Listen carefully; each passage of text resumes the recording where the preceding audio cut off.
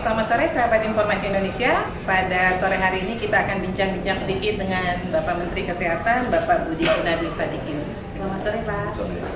Ya Pak, kami dari Komisi Informasi untuk Majalah Buka kan mengangkat tema terkait keterbukaan informasi sektor pendidikan, kesehatan, BUMN dan perbankan. Nah, khususnya untuk dunia kesehatan, dari informasi yang kami dapatkan, Kementerian Kesehatan membuka akses manfaat untuk data kesehatan di Indonesia melalui portal pelayanan satu data. Ini untuk pelayanan kesehatan satu pintu. Bisa dijelaskan Pak terkait hal tersebut? Memang kesehatan ini kan mencakup masyarakat yang luas dan intervensi kesehatan yang paling bagus adalah menjaga agar kita tetap sehat, bukan mengobati orang sakit. Nah, untuk menjaga agar masyarakat tetap sehat, mereka tuh mesti mendapatkan informasi yang cukup. Karena banyak informasi mengenai kesehatan sampai saat ini itu belum terbuka secara luas untuk bisa diakses masyarakat. Saya kasih contoh misalnya penyakit menular. Ini kan banyak seperti demam berdarah, tuberkulosis, sampai HIV, malaria, banyak jenis-jenisnya.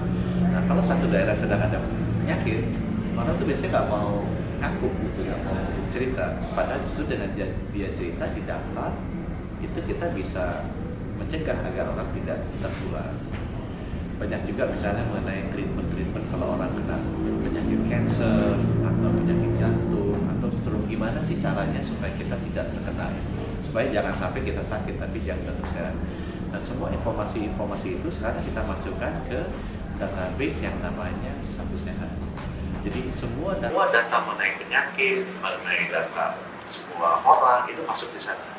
Cuma yang kita buka adalah data publiknya, data agregatnya, bukan data individu. Karena data individu itu sifatnya privat, itu dilindungi undang-undang, sedangkan data publik itu sifatnya umum dan ini yang boleh kita share untuk memastikan masyarakat sekitarnya, masyarakat yang lain bisa memanfaatkan informasi tersebut untuk bisa tetap sehat.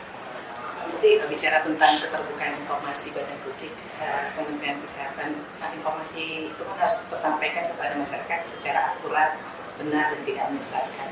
Nah, dari sudut pandang Pak Menteri, bagaimana sampai sekarang ini keterbukaan informasi di dunia kesehatan? Memang dulu kalau informasi itu kita bacanya banyak lewat media, tapi sekarang dengan dunia digital ini berubah sekali caranya informasi itu bisa sampai ke masyarakat. Oleh karena itu saya memastikan nih ke teman-teman di kesehatan, pengalaman waktu COVID dulu itu banyak sekali informasi kesehatan yang tidak benar.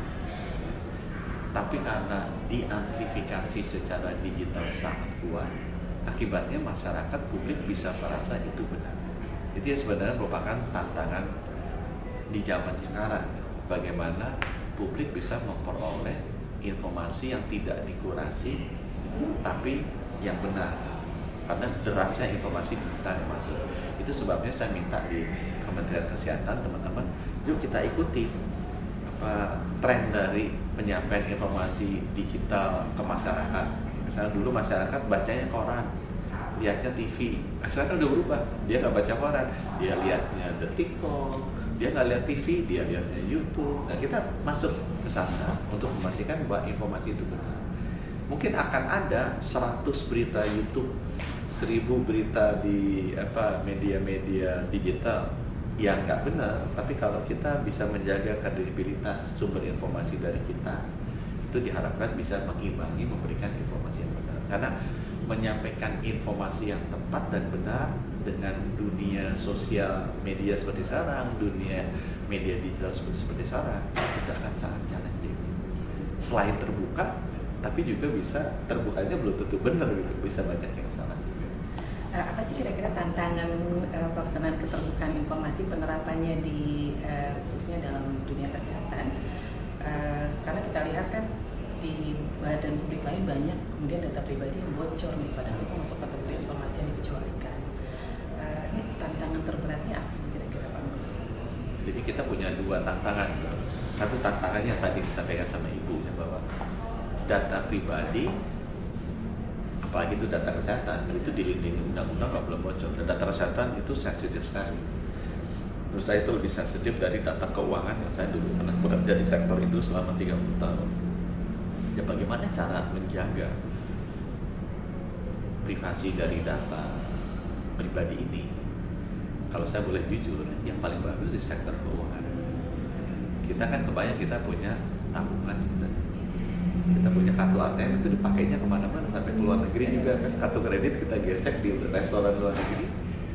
Sebenarnya kan apa yang terjadi adalah rekening kita dibaca oleh restoran di luar negeri tersebut. Atau kalau kita masukin ambil uang cash di ATM di luar negeri juga dilakukan yang sama. Tapi karena memang sistemnya sudah baik, data standarnya dijaga, security-nya dijaga, pada saat mereka pindah-pindah data atau komunikasi dijaga, itu hampir di sektor keuangan orang nyaman dengan adanya data mereka. Nah itu yang sekarang di kesehatan kita bangun, meniru platformnya dari data keuangan. Karena data kesehatan sifatnya sensitif, cuma ini belum terstandarisasi. Ya, jadi kalau kita pakai ATM-nya BCA, contoh ATM Mandiri kan bisa, karena data terstandarisasi. Kalau kesehatan beda-beda tuh, satu rumah sakit lain beda. Itu kita standarisasi. Kemudian yang kedua juga belum ada standar dari komunikasinya dan belum ada standar dari security. Kalau sekarang semua data keuangan itu sedunia standar security-nya sama. Jadi orang nggak mungkin bisa nembus. Nah itu ya sekarang yang kita rapikan dengan sistem satu sehatnya Kementerian Kesehatan, agar semua data kesehatan itu formatnya sama, cara berkomunikasinya sama, dan proteksinya juga sama. Terakhir nih Pak Menteri, kalau kita bicara keterbukaan kan komitmen utama itu harus dari pimpinannya. Ini dalam hal ini untuk Kementerian Kesehatan Pak Menteri. Bagaimana komitmen Pak Menteri terhadap pelaksanaan keterbukaan Indonesia keterbukaan informasi publik di Kementerian Kesehatan saat ke depan? Saya sendiri merasa waktu saya masuk, karena saya berasal dari sektor lain, sektor kesehatan itu yang tidak transparan atau tidak terbuka. Ya, saya tadi ceritakan contohnya, kalau kita di sektor perdagangan baju batik gitu misalnya, batik tulis sama batik cap, ibu-ibu tahu harganya berapa sih batik tulis, batik cap berapa. Kalau tiba-tiba ada orang nawarin batik cap dengan harga kayak batik tulis, semua ibu pasti tahu dia nggak akan beli gitu. Dia nggak akan beli, ibu-ibu pasti tahu. Nah batik tulis yang bagus kayak gimana, batik tulis yang nggak bagus gimana, ibu-ibu juga tahu. Dia nggak akan belinya salah. Gitu. Kemungkinan salahnya kecil. Saya suka kasih misalnya harga Kentucky lah gitu. Kentucky di Jakarta, Kentucky Surabaya, Kentucky di Bali, ya bedanya nggak mungkin 2 kali, 3 kali. Di sini satu ayam 10.000, di sana 20.000 kan nggak mungkin. Atau kalau saya di keuangan beli kurs dolar, di sini harga $1 15.000, nggak mungkin 30.000 kita beli. Karena itu informasinya terbuka, transparan, atau istilahnya simetris. Jadi publik tahu, oh kalau ini harusnya begini, kalau ini aneh. Nah, kesehatan tidak. Itu saya bilang bahwa orang misalnya operasi usus buntu di puskesmas berapa, di rumah sakit berapa, di rumah sakit umum daerah berapa, rumah sakit pusat berapa, rumah sakit swasta berapa, itu bedanya bisa kali. Nah itu yang memang harus didorong. Jadi saya memang sangat pro keterbukaan informasi kesehatan sifat publik ya, melayani publik bukan yang privat, agar kesehatan ini bisa diakses oleh semua masyarakat dengan adil, dengan istilahnya ekuitasnya itu terjaga. Nah itu saya mulai dari Kementerian Kesehatan sendiri. Ibu datang di sini, kita lagi renovasi gedung kita, semuanya nggak ada lagi kamar-kamar. Itu kalau kerja karyawan duduknya bareng dan terbuka. Jadi kalau ada orang datang mau apa-apa juga kelihatan.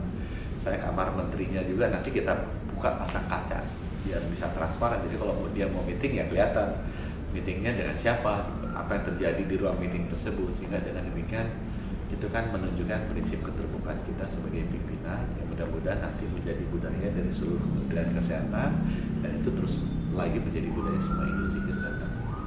Baik, terima kasih banyak Pak Menteri bincang-bincangnya. Semoga komitmen kuat dari Pak Menteri bisa menjadikan Kementerian Kesehatan menjadi lembaga atau badan publik yang dihormati.